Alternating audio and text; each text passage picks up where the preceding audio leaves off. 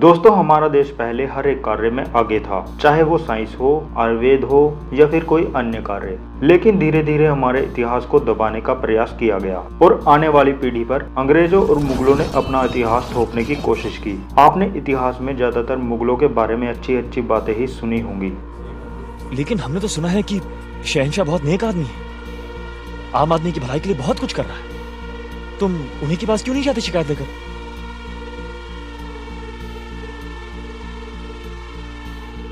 लेकिन हमारे इतिहास की किताबों में छत्रपति शिवाजी, महाराणा प्रताप, पृथ्वीराज चौहान, ऋषि मुनियों और बहुत से ऐसे क्रांतिकारी थे जिनका इतिहास हमसे छिपाया गया। आखिर ऐसा क्यों किया गया? उनका ऐसा करने में मकसद क्या था?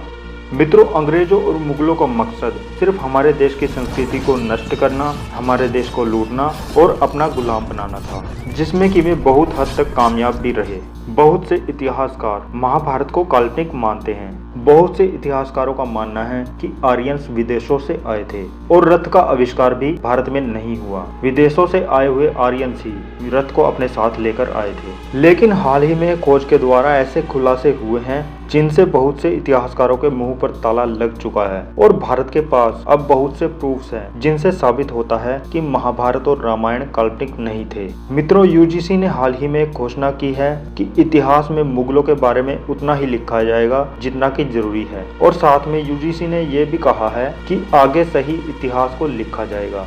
दोस्तों, मैं आज आपको सिनोली गांव की उस खोज के बारे में बताने वाला हूं जिसने इतिहास को बदलने में काफी भूमिका निभाई है। दरअसल साल 2005 में यूपी के बागपत जिले के सिनोली गांव में किसान अपने खेतों में काम कर रहे थे। उसके दौरान उन्हें तांबे के बर्तन और सोने के कुछ टुकड़े मिले, जिसके बाद किसानों ने वहां पर खुदाई करनी चालू कर दी। धीरे धीरे बात फैलने लगी और जब बात पुरातत्व वालों को पता चली तो वो भी वहां पर पहुंच गए। वहां पर डॉक्टर डीबी शर्मा के अंडर एक टीम काम कर रही थी। इसमें किसी को हड्डियां, किसी को भाला, किसी को तलवार तो किसी को कुछ बर्तन मिले। लेकिन 2005 में ही सरकार ने इस खुदाई को रुकवा दिया। मित्रों, इस खुदाई में जो कुछ भी मिला था उसको मोहनजोदाड़ो और हड़प्पा से जोड़कर देखा जा रहा था। इसके बाद साल 2018 में फिर से इस जगह पर खुदाई शुरू की गई। इस बार खुदाई में बहुत से तांबे के बर्तन और पूरे के पूरे कंकाल मिले। पुरातत्व विभाग वालों की माने तो उस समय शवों को जलाया भी जाता था और दफनाया भी जाता था, जैसे कि आजकल अलग अलग धर्मों के शवों को जलाया और दफनाया जाता है। जलाने की परंपरा को स्रोत और दफनाने की परंपरा को स्मार्त कहा जाता है। इस खुदाई में बहुत सी तलवारें भी मिली हैं और जो कंकाल मिले हैं उनकी हाइट 6 फीट तक है। यहाँ पर बहुत से सोने के आभूषण भी मिले हैं जिनसे पता चलता है कि ये किसी राजकुमारी के रहे होंगे। दोस्तों, जो कंकाल मिले थे उनमें से कुछ पुरुषों के थे और कुछ महिलाओं के, और उनके पास ही उनके अस्त्र भी मिले हैं, जिससे अनुमान लगाया जा रहा है कि इस सभ्यता की महिलाएं युद्ध कला में काफी निपुण थी। दोस्तों, इस खुदाई में बहुत से रथ भी मिले हैं जिनका संबंध महाभारत काल से जोड़कर देखा जा रहा है। दोस्तों, वैसे इतिहास में हमें पढ़ाया जाता रहा है कि भारत में प्राचीन काल में घोड़े नहीं हुआ करते थे। घोड़ों को विदेशों से लाया गया था। वो या तो आर्यंस के साथ आए थे या फिर मुगलों के साथ। लेकिन इस खुदाई में घोड़ों की बहुत सी हड्डियां भी मिली हैं, जिनके डीएनए से पता चला है कि ये 2000 BC से भी पुरानी है। दोस्तों, इस खुदाई में मिले रथों का डिजाइन बिल्कुल वैसा ही है जैसा कि हमारे वेदों में इसका वर्णन मिलता है।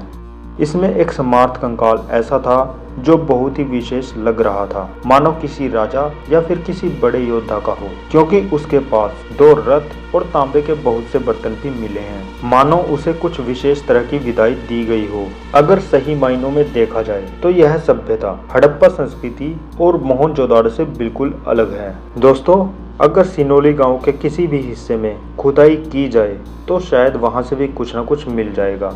मुझे लगता है कि इतना सब इतिहास बदलने के लिए काफी है।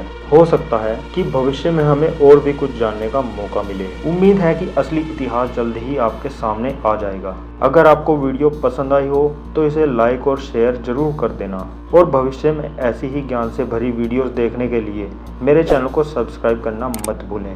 वीडियो देखने के लिए आपका धन्यवाद। जय हिंद, वंदे मातरम, हर हर महादेव।